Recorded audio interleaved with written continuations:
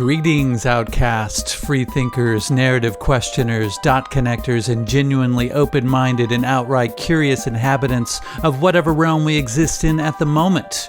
You are about to embark on another free first-hour episode of The Melt. If you find yourself wanting to dig deeper and have the desire to join the conversation during our monthly Melt meetups, you might want to consider becoming a monthly subscriber. For as little as 3 lousy Babylon hokey-pokey tokens per month, you can have access to full-length, early, and exclusive episodes. Just visit patreon.com/themeltpodcast or click the link in the episode notes to set the process in motion. It's simple, painless, and very well might make you feel tingly inside. So without further ado, please enjoy the show! This is Hunter Muse. And this is Chris Snipes, and you are listening to The Melt.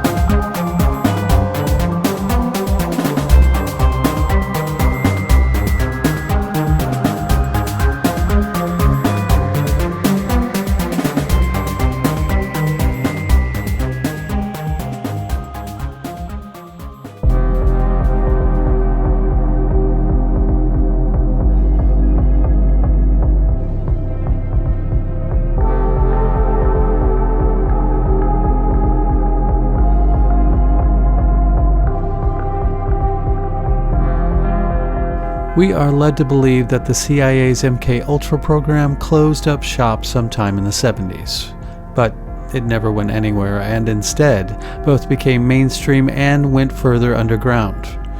It went mainstream in the sense that MK-Ultra tactics are now being widely administered to the masses via sophisticated divide and control tactics that have citizens voluntarily opting to be snitches, embodying the police state, pledging their compliance to the oligarchy, and acting as viral fear agents and disseminators of propaganda.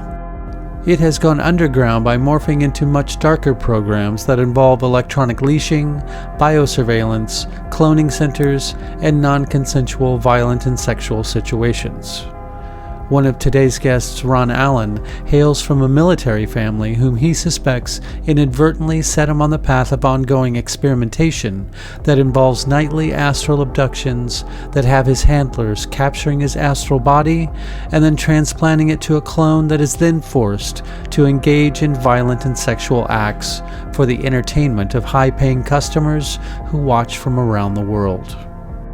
He just released his first book, 21st Century MK-Ultra Slave, A Vintage Transhuman Tale, and he and his editor and friend, Elana Freeland, join us today to talk about it. I start off the conversation by asking Ron how the two of them crossed paths. How did that happen, Ron? I never remember. Yeah, it's been a while. So let's see. When I was in Costa Rica, I met somebody down there, and I spent some time talking with him and told him somewhat the story that is in my book. And when I got back to the United States, this gentleman emailed me and said that he knew somebody that might be able to help me. And it turned out to be Denny Hunt. And Denny Hunt has a video YouTube thing that he does called Why Is This True? And he did a video on me back, I don't know, I guess it's been about 5 years now. And soon after that, he told me that he was doing one with Elana, and then I contacted her, and that's how we met. Gotcha. Fantastic. Okay, I'm back. Our friends just wanted to say hello. that they're watching and listening. Yeah. Well, Ron, let's get to the beginning of your story. What were some things, I mean, first of all, were you aware, even before you suspected that you were somehow had gotten roped into the MK Ultra program, were you aware of anything like that, any kind of program like that? No, not really. It wasn't until my brother died in 1974 that things started to happen that were not normal. Sure. To what I knew as being normal at that point. And after that, the floodgates opened up.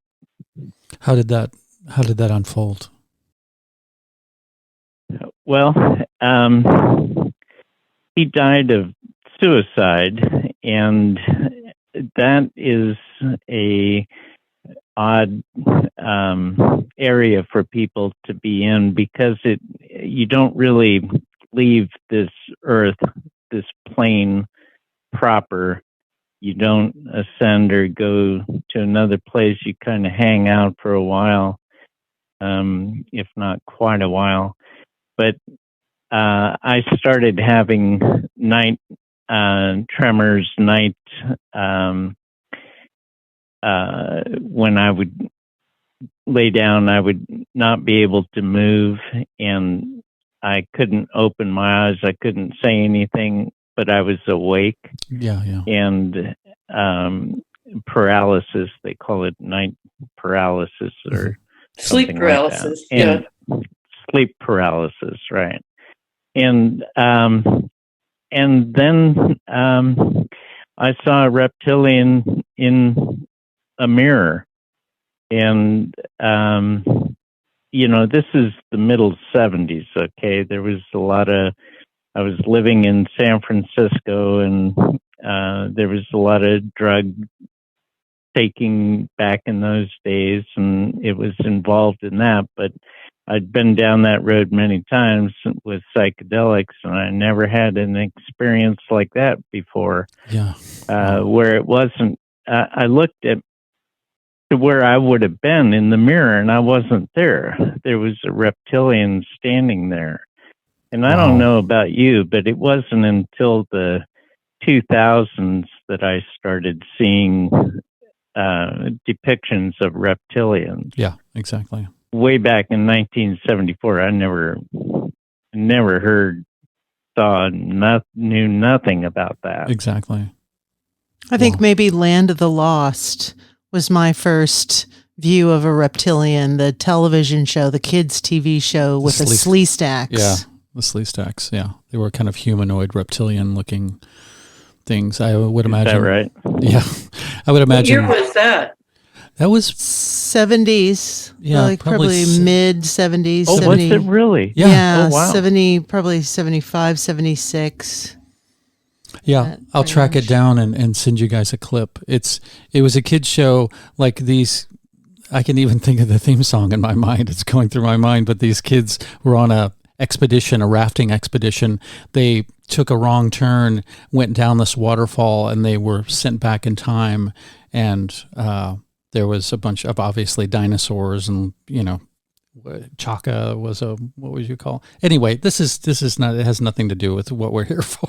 I don't mean to get sidetracked by 70s pop culture references. Yeah, sorry about that.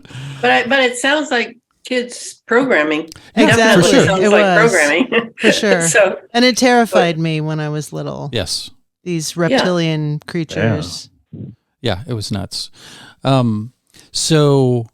Yeah, that must have been pretty terrifying. Was this thing, I mean, was it kind of mocking your movements? Was it you? Or Not at all. Okay. Me. And I wasn't afraid. I was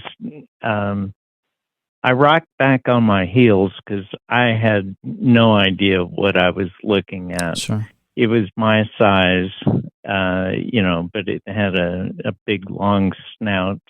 And at first, when I rocked back on my heels, it just stood there staring. And then it realized that I could see it. It flinched and then turned into me. Wow. And then, I went in, gathered my composure, went into the other room where my friend was, and I told her about it, and she said, "Oh no, that's evil," and I just forgot about it for the next 40 years until I was down in Costa Rica, and I saw an image that somebody had drawn of that on the internet or someplace. Yeah. And I had no idea that that existed or it was in folklore or whatever. I just had no idea. Wow. And Ron, tell them about how in Costa Rica, or was it in Costa Rica, where it's kind of accepted by people that there are these entities. Yeah. At one point, and it was Costa Rica, at one point, I heard somebody say he uses his Draco to do bad things. It's common knowledge in a group of guys standing around talking. It's not forbidden talking. It's not proper. You don't bring it up at a cocktail party or anything like that. But and then use terms like Yeti and well, anyway, they do talk about it and they know about it.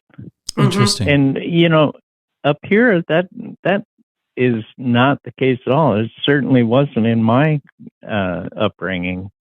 Yeah, exactly. Well, we live in such a materialist, reductionist society that something like that is relegated for bad TV or something. We don't give things like that credence here because we're too.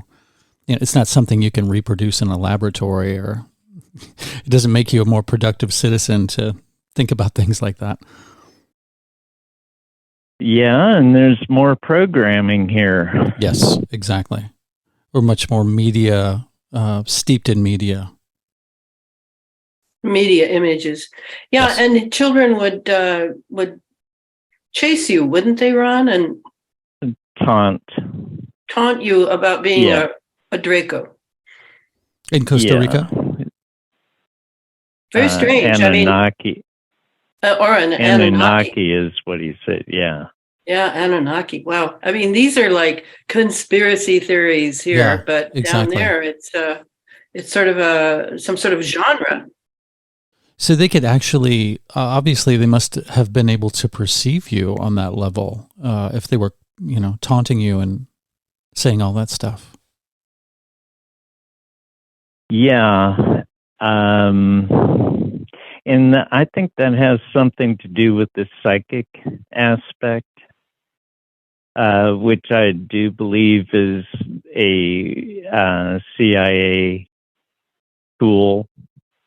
That I don't know if it's something that gets attached to you, or they follow you and they're always there,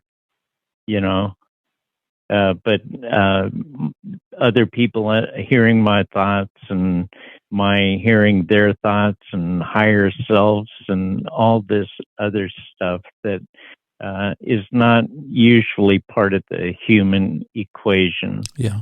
But exactly. It has been for me, and I attribute that to CIA and MK Ultra involvement.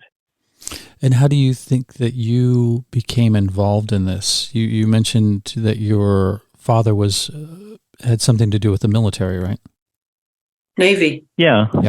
Navy, U.S. Navy, and high up in, he was an innovator of onboard radar for airplanes. Radar started in just before the war in England, and it was not on board. And then shortly thereafter, my father during the war was with blimps, and that's anti-submarine warfare. Mm-hmm.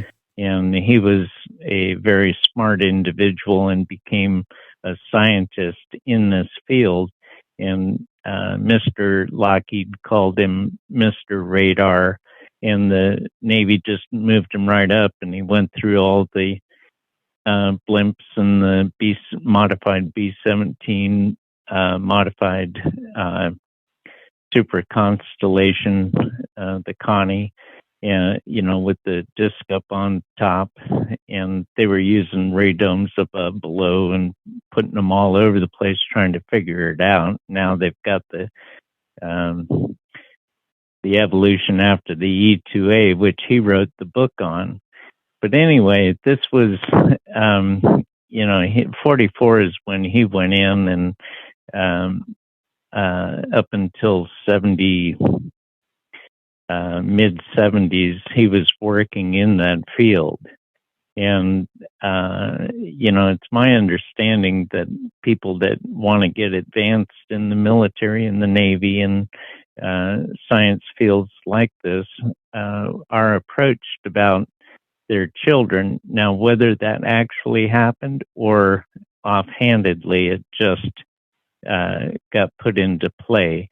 But at my birth, my mother had decided that she did not want another boy. I was the fourth son, and left me at the hospital. Wouldn't even look at me for my first 10 days. And that was my entry. Wow. That's wild. I wonder if your father knew my grandfather, because he was in the Navy at that time. He was an electrical engineer. And I just wonder if they ever crossed paths. It's so fascinating. I'm sorry? What was his name? Philip Warren Powell. Yeah, I didn't. Was your family in San Diego at that point, Ron? No, they were there in the 1950, 51, but then went back to the East Coast, and that's where I was born. And 47, my brother Gordon, that's talked about in the book, was born in Providence, Rhode Island, and my family did a lot of back and forth while in the Navy. My first 10 years were on the East Coast. That's where states back there. That's where he was stationed, in Brunswick, Georgia, Alabama, Puerto Rico for a time. That's really, really interesting. One thing I wanted to bring up, Ron, is that it's entirely possible, because children have just this innate psychic ability. It's very possible that the children who were taunting you or had some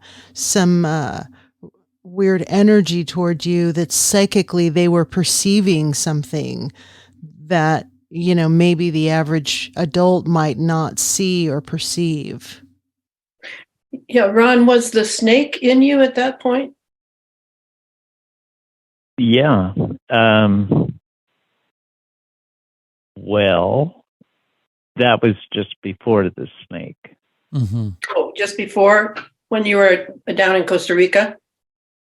Yeah. I actually lived on the beach. I went there as a surfer, and until my arthritis kicked in, and I was the V2K, which is voice to skull transmission. Mm-hmm. I was being harassed by, whether it's targeted individual people or what, I'm not quite sure, but I was being harassed for being on vacation instead of, being, subjugated or fulfilling some, higher expectation or something. But my arthritis set in, and this is about 2010, and the psychic aspect and the TI aspect was just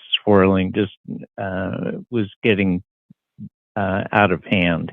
And I went to about 40 miles away, 30 miles, there's a valley that I ended up in, and it was there that the snake became an issue with me. And it's in the book. I'm a lot better at writing things out than off the top of my head. Yes.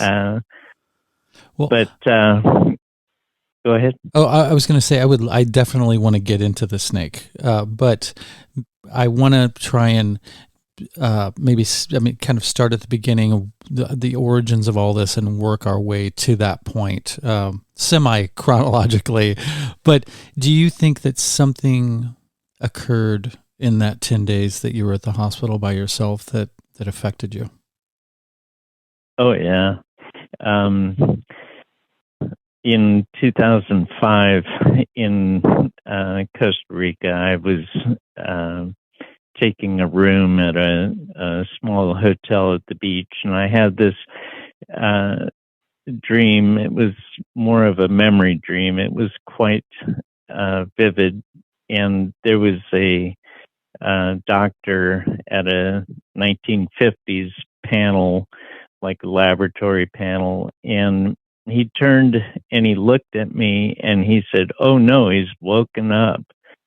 And I sensed, I could tell I was a infant from how he was looking at me. It was just something that I knew. And after that, because of my parents dying in suspicious circumstances in 1990, and my uncle telling me right after that about what had transpired at my birth, I started looking for a nurse that might have been taking care of me in those first 10 days, because I knew that a baby would, not be able to survive on its own. And, sure. And so I wanted to find somebody, because my mother was a nurse's assistant. They used to call them gray ladies from the Red Cross. But I was not able to find any nurses other than administrative sorts. But I did find a doctor. And when I looked up this one particular doctor, I found him on the internet. That was like in 2011 or 2013, I think. I found the same guy that was in my dream, only older. That's 50 years or whatever. And it was him. It was the guy that was in my dream that said, "Oh no, he's woken up." Interesting. And your older brother Gordon that committed suicide, he was a part of this too, right? Yeah. Very troubled individual. And when I was still in the hospital, my mother told me that he would come running home from school, "Where's the baby? Where's Ronnie?" And my first memories are, of him and her, and through growing up, my mother would always take me along, and whether it was a convalescent home that he had to be checked into because of suicidal tendencies, or however it was manifesting, or in jail, I would go with her to get him out of jail. And he was so troubled that in 74, he had asked me to move up to San Francisco and live with him and his girlfriend. And I did. And he was, during dinner, he'd cry through dinner, and he was very distraught through his 20s. He was 26 when he died, but through his 20s, after he was drafted into the Army and all that period in between, he was bouncing around from job to job and going through real depression, and it was real difficult to go through with him. I wanted to be there. I wanted to see that joyful, laughing brother that I knew as a child, and growing into adulthood, seeing somebody that was so depressed. And it was the MK Ultra that he had been indoctrinated to. He came running through the house one day, and I believe I was about 13, and so he would have been 19, and he was chasing my mother, and they had been arguing down at the other end of the house. And when they came by me, they went into her bedroom. She went into her bathroom, locked the door, and he stood outside yelling, and he said, "How could you let them do that to me?" He said, "I know I'm one, and I know Ron is too." Interesting. So, I wonder how he knew that. I'd love to ask him. Yeah. But I suspect that he was experiencing, in 71, maybe, I was out at his place. He had moved out to some remote cabin in the middle of nowhere in San Diego, and I was out there, and a black helicopter came over. My brother wasn't there, but I was there with a friend. The black helicopter coming, I told my friend, "Let's get under a rock and hide," and that's what we did. The thing sat right above the rock for like 20 minutes, and I know that was part of the MK Ultra, CIA, whatever, and it had come out to his place because he was on the hit list and found me instead. And then my next day, I ran into the same helicopter, only different circumstances. So he was being, chased and dealt with, manipulated in much the same way, lower tech because of the years, but he was. What type of hospital were you born in? Was it a military hospital, or was it like a public hospital? It was military. No, it was military. It was an Army hospital. On the East Coast? Yeah, the Valley Forge Army Hospital. Wow. It was known for phantom itch. Do you know what that is? Phantom itch is when somebody's had their arm blown off in a war, and their elbow itches. Mm-hmm. Yep. And it was a psychological or psychiatric type of hospital. The doctor that I'm referring to was in psychiatrics.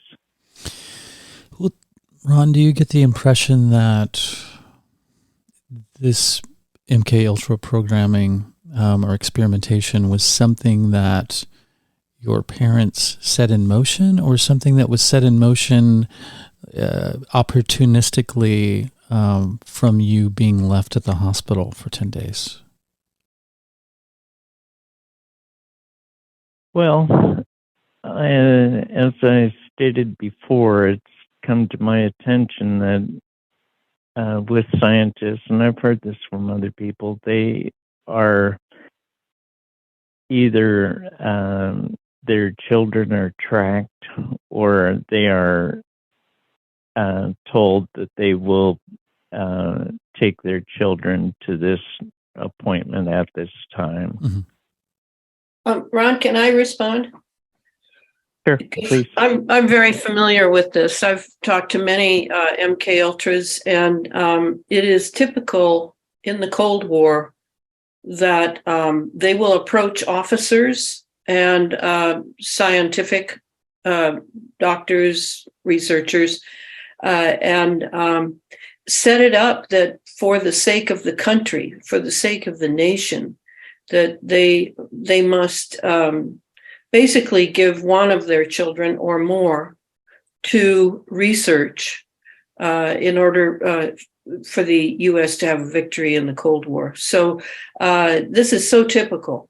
And I don't know of many who turned it down. Now, there are some cases where parents, like at Walter Reed in Washington, D.C., I know of several people whose parents thought that their child was in a special program for getting smarter and you know, having more of a future, who dropped their children off, and then the children went into MK Ultra. So sometimes it was deceit, but a lot of times it was agreement because of the need for sacrifice for the Cold War. Yeah, that makes sense. Yeah, I've also heard that, Elana, that it was almost sold as like your duty to your country. Mm-hmm. Yeah, and a lot of people bought it. I mean, it was a very different mindset then. People don't realize that. It wasn't like now. I don't know what they do now. The other place that they got children from were satanic ritual abuse cults. The CIA had a lot of contacts in the crime world, and they were able to take some of those children as well, because they were already programmed, and they were accustomed to pain and discipline, as they called it. So, you know, that was all, to me. This is not Ron. This is me. That was all from this deep relationship with paperclip Nazis, who had already done tons of research in the camps on mind control, and arrived in the United States with lots and lots of research that had already been done, and then were given the keys to the kingdom to continue the research. And with the CIA being basically what are called the finders, they were the ones who would go and find the children and bring them in for guinea pig. Well, I would opine they also are using child protective services, orphanages. There's lots of places for kids to slip through the cracks. Yeah. So, Ron, you said in the book that it was at 18 that you tried to separate yourself from it. How did you go about that, and what drove you to that point? I mean, obviously, all of this was very unpleasant, but what brought you to saying, I'm just going to get the hell out of this? 18. 18 is when the helicopter incident happened, where it sat above me, and the next day I had taken some LSD, which for my brother that I'm speaking of and myself, it was pretty common activity. I mean, it was that epoch in the United States, sure. But, you know, we were heavy dosers, and I took a hit of acid. A friend of mine drove 100 miles to go to a rock concert. When we got there, by the time we had gotten there, we had been a helicopter had been above us, and I was feeling I was unable to speak with my friend. I was, it was a very heavy dose that I took, and I was feeling like I was being controlled, manipulated, and had no, ability to no free will. Mm-hmm. And on the way back, because I said, no, I can't go to the concert. No, let's go back. Even though we made it all the way there, on the way back, it started becoming so heavy of a load for me to carry that I decided that I would not want to live like that. And so I jumped out of the car going 65 miles an hour and tried to end it. The feeling of being, under somebody's control was such that I just didn't want to live like that. Yeah. So how did psychedelics play a role in this? Did they come before your MK Ultra experience that you were aware of, or did they come after? Like, do you think you were dosed as an infant? Well, I think, that's a good question, isn't it? I haven't a way of answering that question. I have asked myself. But on the occasion that I just spoke of, yes, I believe it's entirely possible that it came through those channels. Mm-hmm. It was not uncommon in my high school. It was not uncommon in the town that I lived in or the times in Southern California. Mm. But also, go ahead, Ron. Yeah. Sorry. No, well, I was just going to say, I went to a concert like in 73 or I guess 70, maybe 1970, where Timothy Leary flew. This was in the Laguna Hills, in the hills below Laguna Beach. And Timothy Leary flew above that with throwing out sheets of blotter acid at the concert. That's right. And he totally had, those connections. Absolutely. Oh, absolutely. He was completely CIA.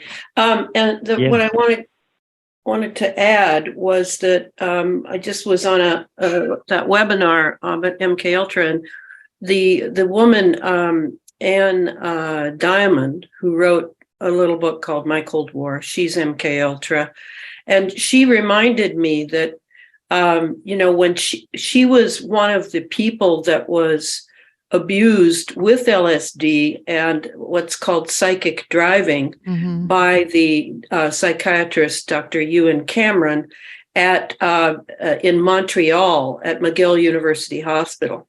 And the CIA was they thought the LSD was going to be, the drug by which they could control people. Instead, what they found was that LSD just did not lend itself to control. You never knew which direction it was going to go in. Exactly. But they did LSD on constant experiments for at least 20 to 30 years.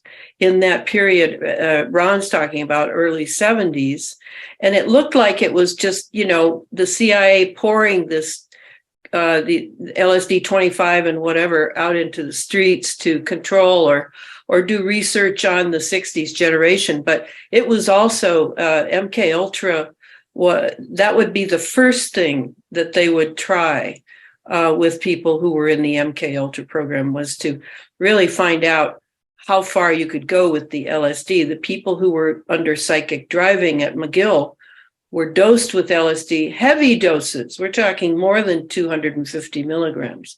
And then they would have a microphone under their pillow, spitting out some sentence that they wanted the person to be completely controlled by. That went on for several years. And she reminded me that there is now a class action lawsuit still underway in Quebec, Provence, regarding this. That's 400 people are suing the CIA and the government of Montreal for what happened to them, because a lot of these people just never came back. Yeah, I'm sure. Ron, did you indulge in psychedelics for mind expansion or for more escapism, just to momentarily get out of your situation? Mind expansion mostly. But yeah, to get out of, I was always, alcohol played a big part in my 20s and 30s as well. And it wasn't just drinking socially, it was drinking hard to the point of browning out, not remembering what happened. And I attribute that to wanting to just get out of this life that I was in. I couldn't put my finger on it, but there was something that didn't set well with me. Everybody else seemed to be, having children, love affairs, and I was just stumbling in that area. I was able to hold a job, but I wasn't able to relate on a personal level with people. And other than, good time, through that escapism. And you say things really went into high gear after your parents died, right? Yeah, well, and there's a few of those turning points that have happened in my life. That was one of them. The electronic leash was set, and at that point, I was pretty popular in San Diego. I was a street theater performer, and working with groups, putting on events and large events, and I had a large circle of friends and all this other stuff, and it kind of took the wind out of my sail when my parents passed away. I'm older than they were now when they died, and they were quite popular in amongst all their relations, and it was a large impact in the family. And after everybody left, after everything was shut down, I was sitting around the living room with some friends, my brothers, and I felt this electronic, what I call leash, being set. And it was, I asked anybody or the other people in the room if anybody felt that, and nobody did. It was just me. But there was something that, clamped on to me at that point. And I'm sure it was one of the people that was at my parents' funeral. The wake was held at the house, and all my father's co-workers, past friends, and everybody was there. And so that's when that what entered me into the 21st century back in 1990 was that electronic leash. And to remember that Ron's dad was working for the military defense industry. Yeah. And that's who Ron worked for, was the military defense industry, Lockheed, et cetera. So that connection, you have to think CIA when you see those connections. I don't know of anything, especially the top 10 of which Lockheed is number one in the world Mm-hmm. as a defense contractor. Those top 10 are all into mind control, and they're all CIA. That I've learned over years of research. So, yeah, Ron had that leash, and just to amplify on his description of the electronic leash, that's what's going on regarding the shedding of people who are inoculated. Is they are now on a Bluetooth leash. Wow. And so that's what a leash is. It knows where you are. It knows your biometrics. And am I saying that they had that back in 1990? Yeah, I think so. I think they had it, maybe not as sophisticated as now, but they had it. So my question is, what is the intention here? Are they using people? Are there different layers to the MK Ultra program where they have high functioning people that are high level, maybe Manchurian candidate, people capable of committing assassinations, and then there are people that they enslave and then just observe? Well, I want to respond to that for one thing, to just correct your picture a little bit. Yeah, okay, MK Ultra Manchurian candidates. What about governors? What about senators? Exactly. It's rife now. In fact, if I ever hear of like I've watched DeSantis closely, the Florida governor, and saying to myself, oh, gee, is he MK Ultra? I mean, I can say that other states are.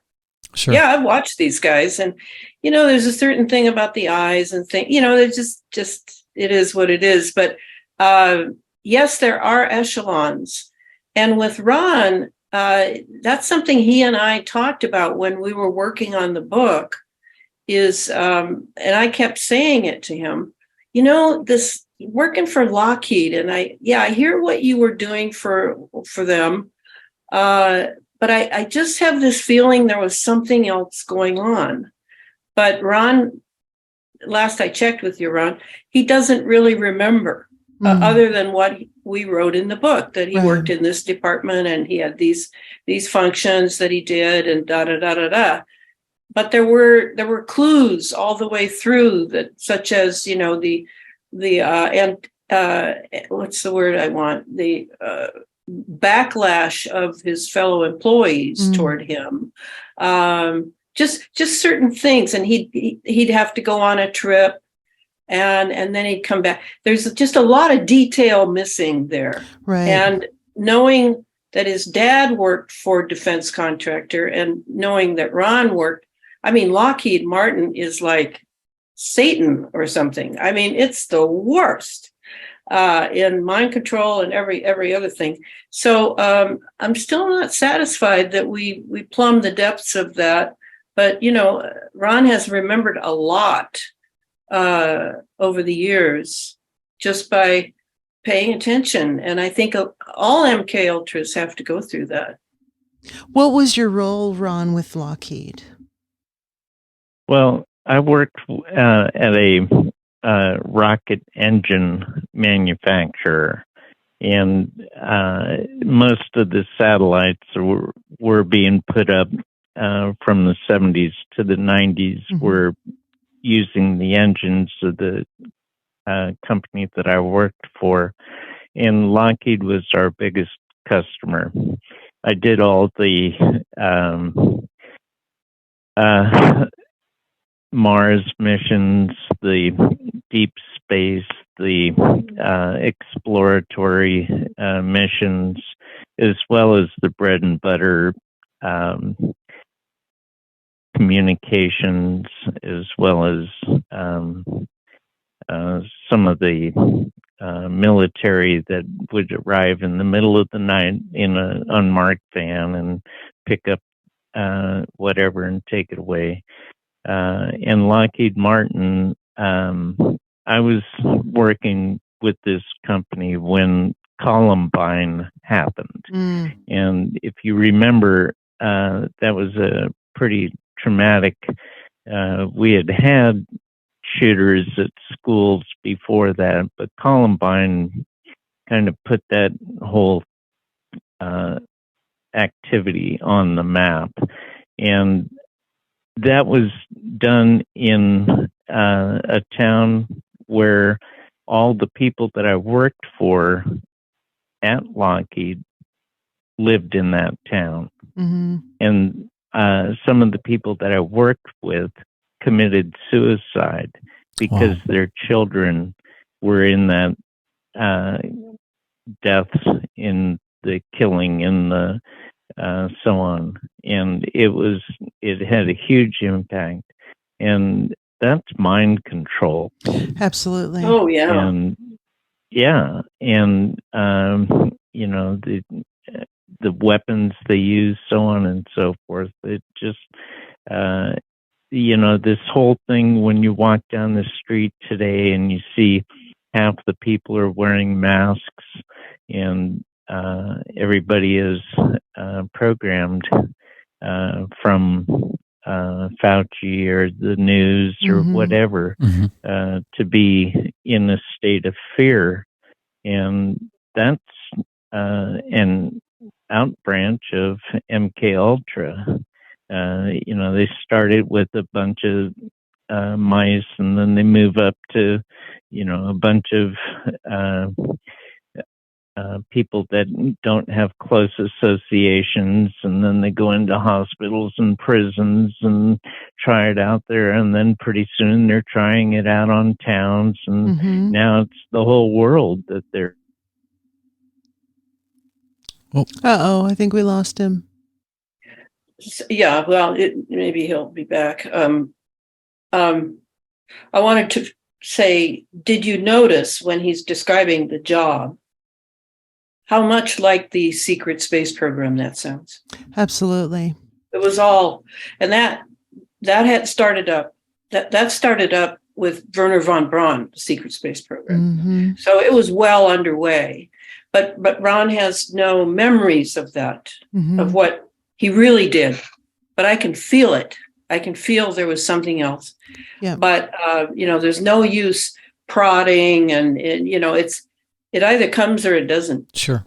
It's interesting. He had so many drugs that memory gets to be a real challenge. Yeah, I bet. Yeah. It's interesting, too, the Columbine connection, because those kids' parents had some pretty shady connections, and the sons were both deeply obsessed with violent video games. And I think that has been a introduction into the MK Ultra mind control. And they were on Prozac. Yes. Yeah. So, and their father, one of those boys, his father worked for the military contractors. So, you know, I always look, the devil's in the details. Yep. And you'll always find details. But nobody knows how to read them because nobody can really think anymore because the mind control is so deep. So he's not back yet? No.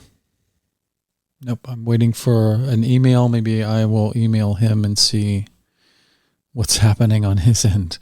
Maybe I should plug my phone in. Well, I think part of it, Elana, is there's so many dots to connect. That when you live in a slave society and you're working 10 to 12 hours a day and making meals and traveling to go to work an hour each way, there's no time for revelry. There's no time for critical thinking. And that's really the intention of the slave society. That's right. Is to keep people busy with this very debt and just low frequency thinking so that they don't have a chance to really drill into this stuff. And that's why you have people like me who spend years on this stuff and then can publish it, but the publishing will only be peripheral. Yeah. Yeah. Will never be allowed that it would be central. Yes. No, I get how it works, but to me, it doesn't matter. To me, it's like, just nail that truth, you know? 'Cause exactly. I know that if you nail the truth, it will out at some point. That's just the way it is. So, but for Ron, it's been a real struggle because he's still accessed. He's not sitting, having the leisure time like I do to really dig deep into things. He's being accessed every night. Yeah. Every night. Well, and I hope you get to that. The interesting thing is the fragmentation of the brain. And I think that that's where the drinking comes in and the drug use comes in.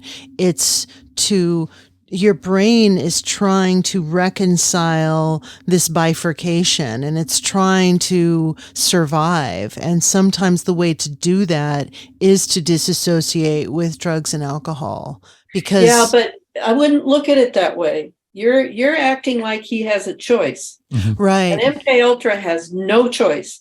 They programmed him to drink and drug. Absolutely. No question in my mind. If they didn't want him drinking and drugging, you think he'd be doing it? No way. No way. They'd make his life hell if he did it. Interesting. So no, it's all part of the programming, but when you wake up to the programming, then you have the job of all that weakening of your will. How do you get it back?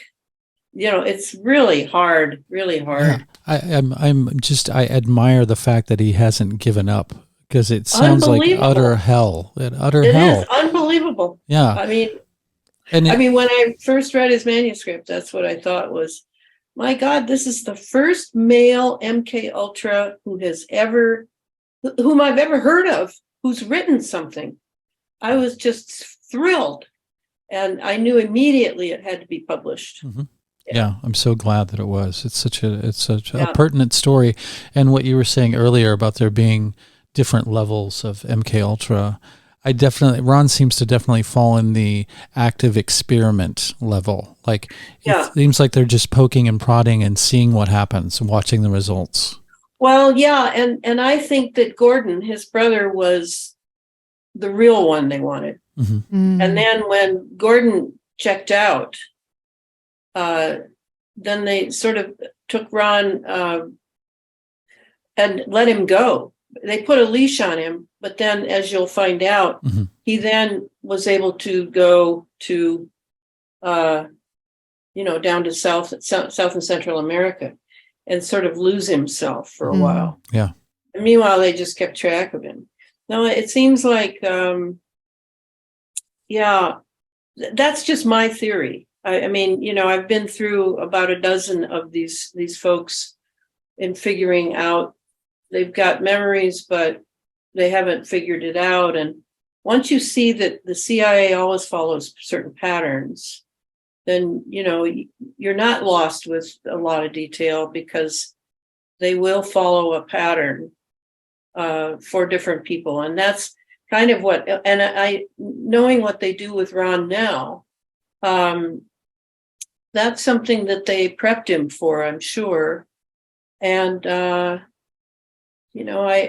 I assume he's expendable, but they keep him around because he's making a lot of money for somebody. Yeah, exactly. So, Elana, how does it work? I want to kind of take out the Hollywood view of this and see this just like the machinations of the daily experience.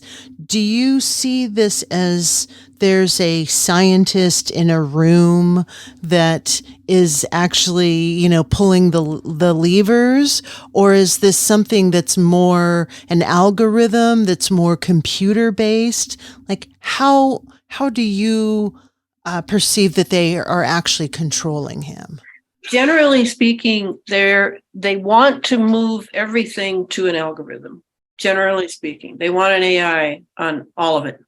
They no doubt will interfere now and then when they have a new idea or things are not going in the direction they wanted, and maybe the algorithm is insufficient, so now it needs to be changed or whatever. But generally speaking, I see Ron as primarily on an algorithm. And he definitely has a handler, and he definitely has a relationship with FBI, CIA, NSA, maybe DIA, but definitely the Navy.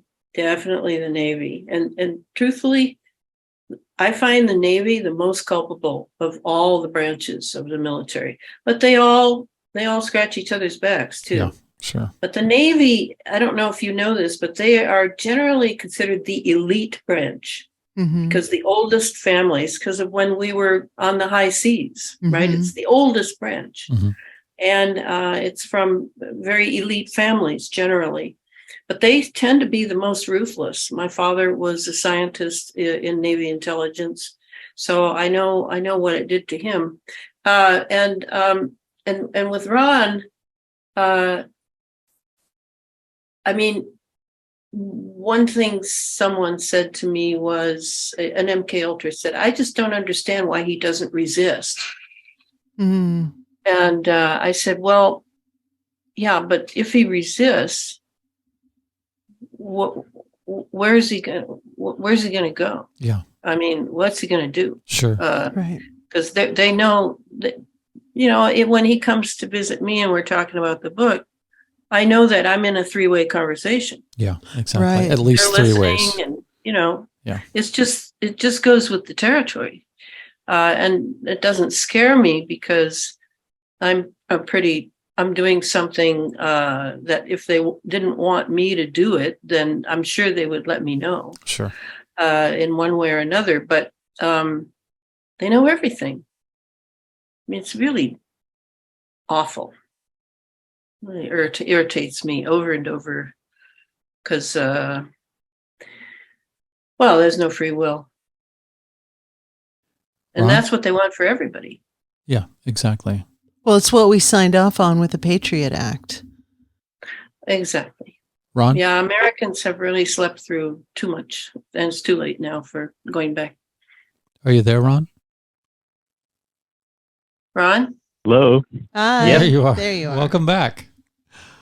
I made it. Sorry about that. Oh, that's it's okay. Holy cow. What happened? Oh, I'm on a flip phone, and I was a bad boy and did a lot of talking this month and spent all my money, and so I just had to re-up. Anyway, did you miss me? Absolutely. Yeah, I sorry. filled in a few gaps. Thank you. Thank you. So, okay, the electronic leash was set, and things continue to get more intense and more complicated.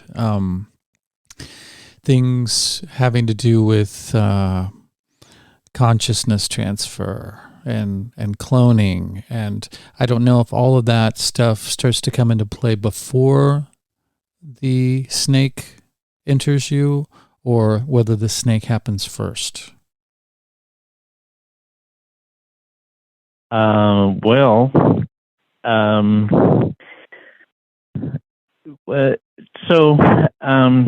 Rudolf Steiner speaks of people who have passed, those that have recently died, still being able to come into our sphere as being accessed through mediums. And that's what I was talking about my brother Gordon when he passed, the suicide, the abrupt death. He didn't immediately go ascend or whatever. He was here,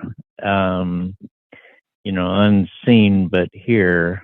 And a lot of what I was experiencing at the time of the snake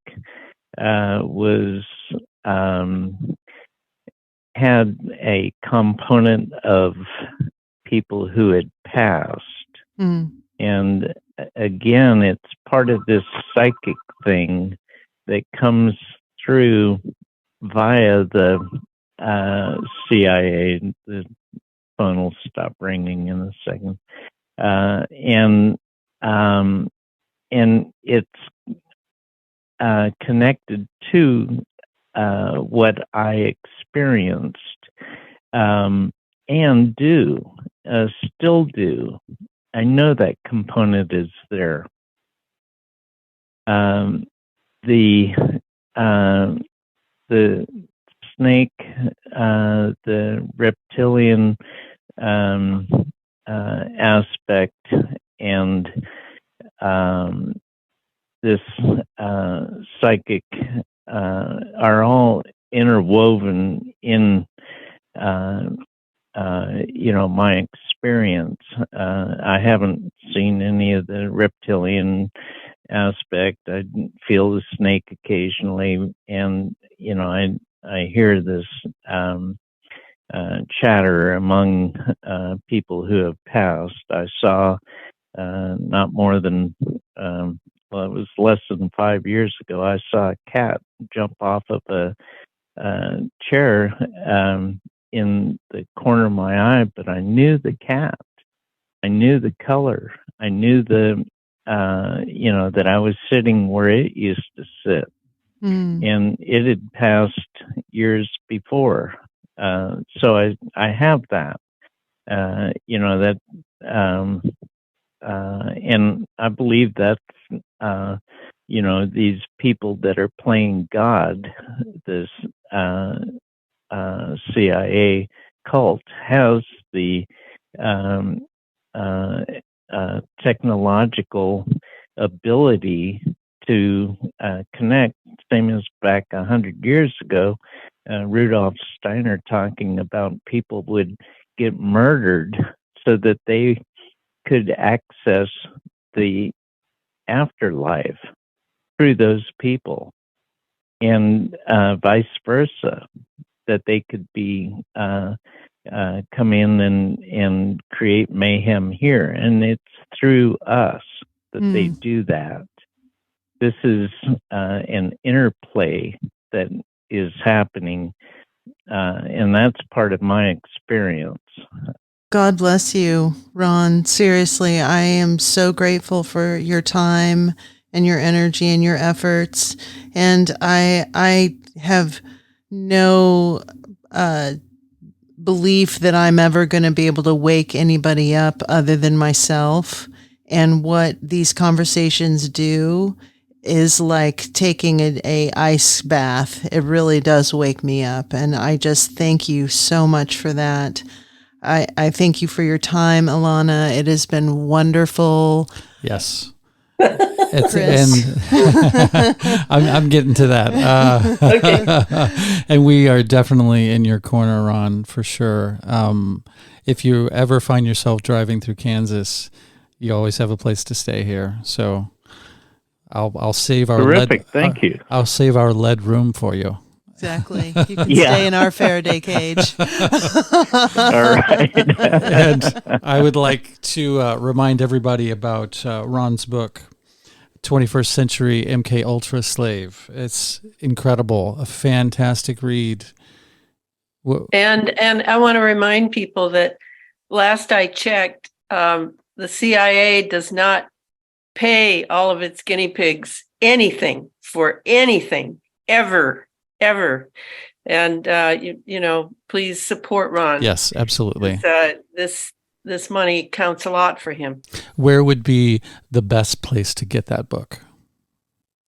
Where would you have us go, Ron? Amazon? Yeah, Amazon. Okay.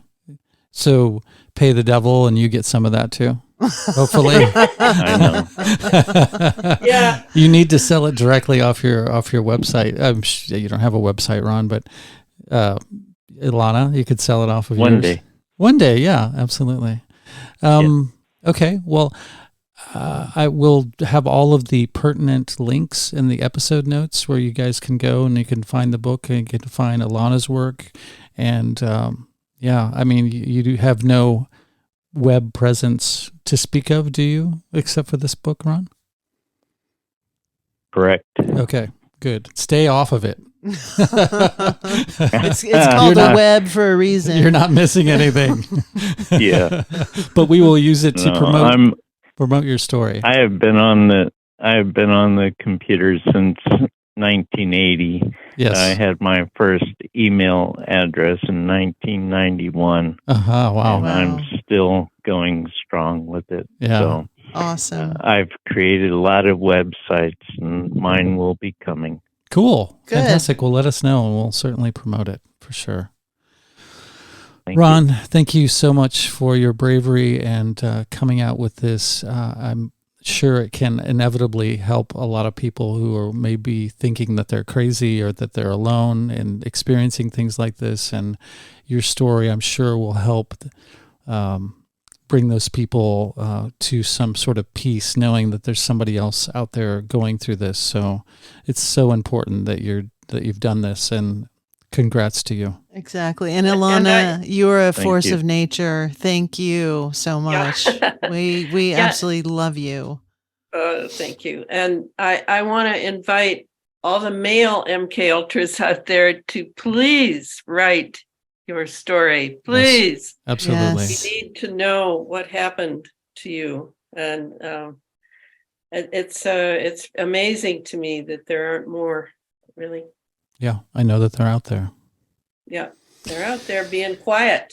Yes. All right. Well, wonderful meeting you, Ron. Perhaps we can chat again sometime down the road. Terrific meeting you guys. Yes. Thank you for your good. work. Yeah, Absolutely. We wouldn't very be here important work to get all these stories out. we're Sure here is. as a conduit to get your fantastic Exactly. words out. And we your want to have stories. you back on, Elana. We just admire you both so much, but really we want to have you back on because there's so much more to talk about. Yeah, we want to dip deeply into the geoengineering conversation that we kind of took a left on the last time you were on. It was a great left. Oh, did we? turn. Did we? Yes. Yeah. That happens. Yes. Right. Yes. Yeah. All right. Thank you so much for the All work right. you do, guys. Blessings, everybody. Likewise. Yes.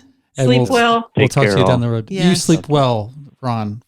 Get some sleep. Okay. All right. Thank you. Goodbye, guys. Share some sleep. Okay. Yes. Bye, Ron. Hi. Man. What do you say? I mean, that's such an intense story, such an intense thing that he's still experiencing. It's not something like 20 years later, I write my, it's like he's still going through that. Yeah. And I think where I get all freaked out is that I have really intense, vivid, waking dreams with all kinds of shit happening in them. And, talking to someone like Ron, I'm thinking, am I really dreaming, or is this something that's happening on some other dimensional level and my astral body is being used to do all this crazy shit? So that's where I get very freaked out. Is there something about your dreams that you're not telling me? Let's just leave it there. Okay, anyway. Ron is, I'm glad that Elana encouraged him to write this book. Yeah. Because it's a story that definitely needs to be told, and I've never heard one quite like that.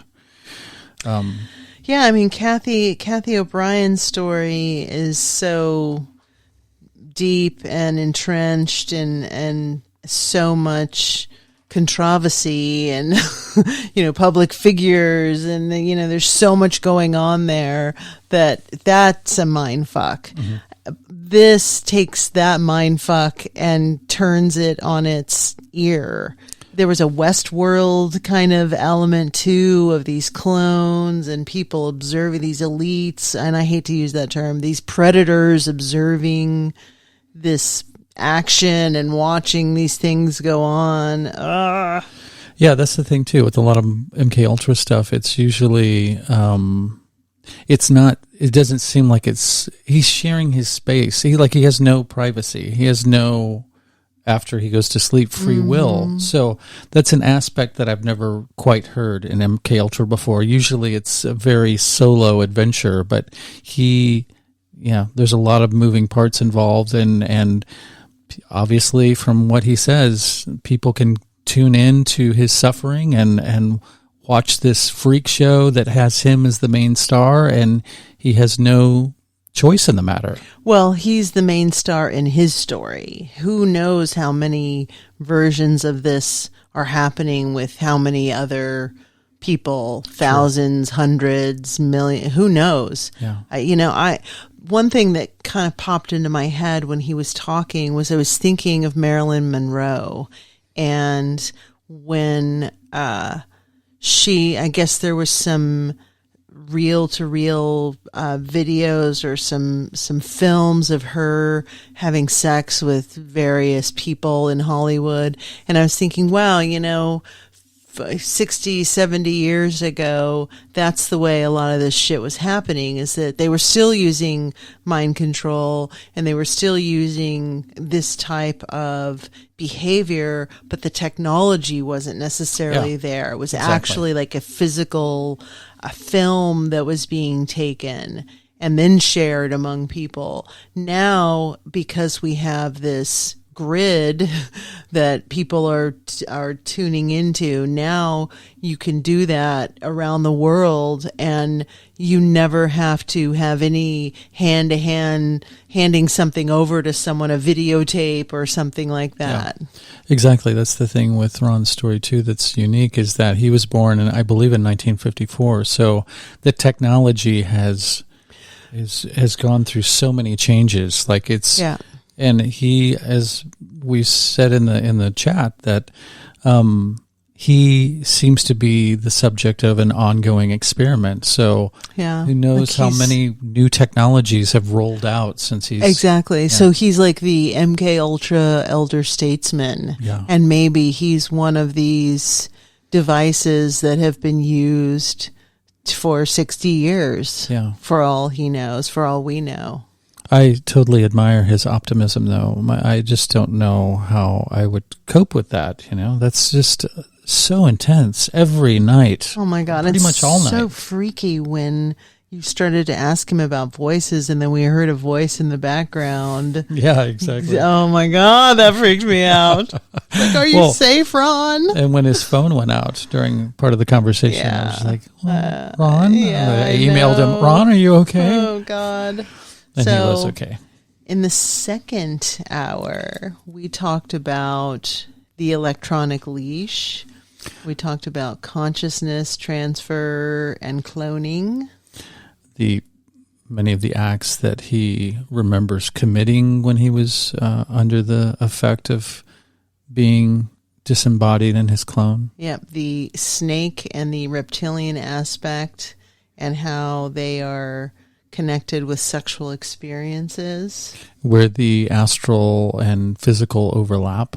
Yep, his brother Gordon and his brother Gordon's suicide. And then he talked about Rudolf Steiner and potentially the CIA being able to connect his brother with him in the afterlife.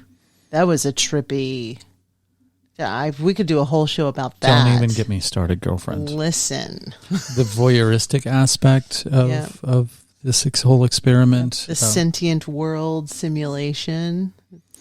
The viewing rooms and what takes place in the viewing rooms. Yeah, the Donald Marshall Astral Body book. He talked about that. And the jab connection. Yeah, there's some trippy shit going on in the world, guys. Yeah. And it was amazing to have Elana back, too. She wrote the foreword to the book. And we will have Elana on again. And I hope we have Ron on again, too. Yeah. Yeah. We love Elana. She's incredible. What a wonderful, amazing human being she is. And so... great that she is such a bolster and a support for Ron, because he really needs that. I can tell in his life he needs like a North Star, and I think that she's really affording him that. Absolutely. Well, there's no place that we can direct you to Ron's work except to go buy the book, which is really fantastic. It's hard to believe what you're reading, but it's his experience, it's his life. So I highly recommend it. And I don't encourage anyone ever to buy anything from Amazon, because I do think that Jeff Bezos is a agent for the devil. But in this case, I would say supporting Ron Allen is an extremely important thing to do, and it's not like buying, 6 cases of Tide soap. Go and buy a book that can give you an opportunity to drill into someone's story that's very compelling, and certainly not something that you're going to see on the nightly news. By no means. They will call people like Ron crazy on the nightly news if they even bring anything like that up. Well, and what Ron has been through is crazy making. So I would not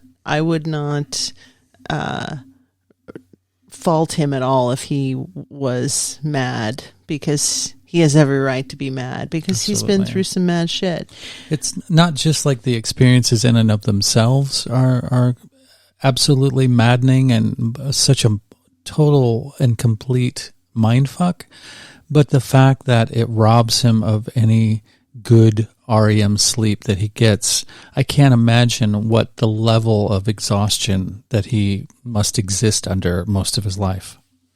Well, who knows? We have no idea how that is being managed in the sequence of his experience with this algorithm. We have no idea what they're doing to him. True. And it's possible that that's part of the experiment, is to see how many years someone can go with uninterrupted or interrupted sleep, and uninterrupted chaos, basically. I was also very fascinated by the whole psychedelic aspect and element of that, and I think that's why that was one of the things that I touched on in that first hour, is, do you think that you were dosed as an infant?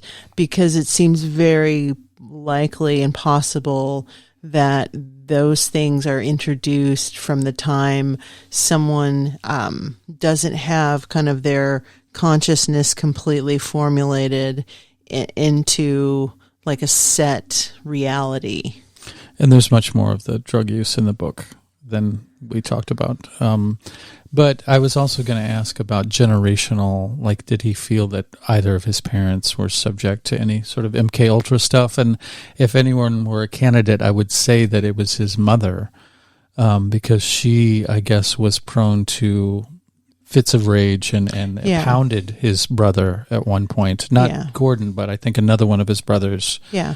But it's possible the father too, because they go on these quote unquote secret missions or quote unquote business trips. So it's very possible that both are being used in different aspects in different ways. True.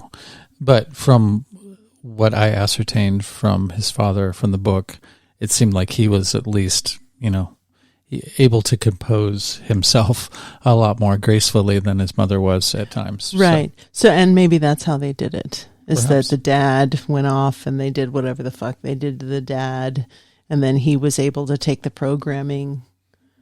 Could be. Trippy shit, guys. Well, it's a conversation we will keep having. We've got more of that coming up in the next couple of months, and along with other fantastic things. Yeah. Thank you all so very much for listening. It's greatly appreciated. If you have any thoughts, ideas, guest recommendations, casserole recipes, praises, or condemnations, you can email us at either themeltpodcast@protonmail.com. Or you can reach me at hunter-muse@protonmail.com. And I really appreciate everyone who's here with us. Yes. Even if you aren't into it and you're rolling your eyes right now, that's okay. That's part of the chorus of life, is that we all have a opinion, and I believe all are welcome. Hell, if you made it this far, that means you listened to the whole thing. So kudos to you for getting through that. And Yeah. I'm sure Ron appreciates you taking the time to listen to his story and how much he suffers. So if anything, just send Ron some good thoughts. Let's build a force field of positivity around him and deflect all of that evil shit that's trying to come his way. We can do it. The mind is a powerful thing.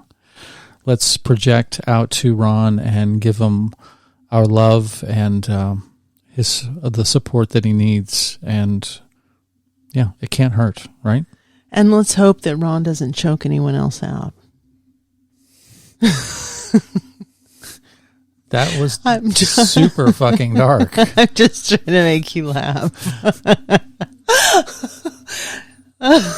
If you could only see Chris's expression right now. I'm speechless. I'm not sure how good of taste that joke was in. Ron, she's joking. Ron knows that I'm joking. Okay, I hope so. Because I just wouldn't want anybody to joke about my stuff, my dark stuff that I've gone through in most of my life. And anyway, I'm sorry. Hey, I think you have to have humor or they in quotes win. True. Very true. Okay. Is that all? Did we cover everything? We've got fantastic stuff coming up. Yeah. This probably won't come out until the new year, so Happy New Year. Happy New Year and Merry Christmas to everyone around the world. Indeed. Or whatever Happy it is. Hanukkah and whatever it is you celebrate. Kwanzaa, whatever it may be. Flying Spaghetti Monsters anniversary, homecoming, who knows? Exactly. Just throw it all in a bucket. Yes. All right. We love you. We love you. We'll see you soon. Goodbye. Meow. To hear the full-length version of this episode, get access to exclusive and early episodes, and participate in our monthly Zoom meetups for as little as $3 per month, just click the Patreon link in the episode notes or visit patreon.com/themeltpodcast. Contributing financially will help to make this podcast my full-time gig that I can devote more time to and allow me to create more content. Other ways of contributing would be giving us a favorable review or rating wherever you get your podcasts, subscribing to us on YouTube, spreading the word wherever you and your tribe congregate, or just by sending us your positive thoughts and intentions. In a quantumly intertwined and holographic multiverse, these also go a long way. Thank you.